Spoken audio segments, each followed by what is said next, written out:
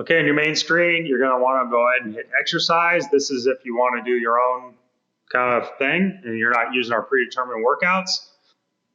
So you can scroll through this. It's touch point scrollable, both left and right, up and down, right?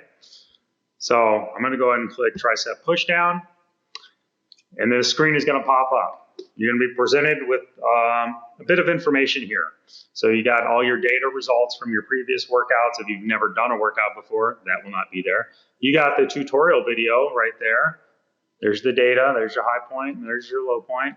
And I'll actually tell you the date. If you click and hold on it, it'll tell you what date you did these on.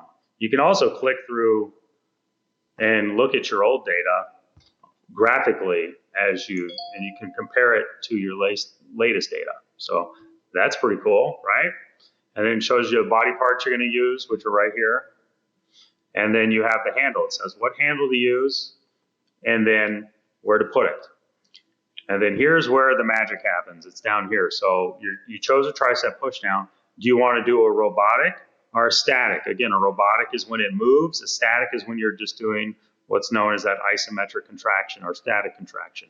So you can click and toggle between the two of those things. And then if you have static, there's obviously no speeds because you're not moving. But on robotic, you have different speeds. You have your QuickHIT mode, which is the mode we're going to be using primarily. And once you get trained and you've done this a while, then you can jump around between QuickHIT, power, and heavy duty, okay? And then I'll go over that in another video. The speed, or you can do custom speed where you can choose the in and out speed, positive and negative to whatever you want, and you can change the duration of it. This will be your min and max position. That will be set automatically when you do the exercise, when you hit the set range of motion button, which will tell you exactly kind of how to set the range of motion. Okay, so that's that. So all you gotta do is hit start and you're off and running. And when the exercise is complete, it'll come to this screen and you go back and then you can choose the next exercise that you wanna do.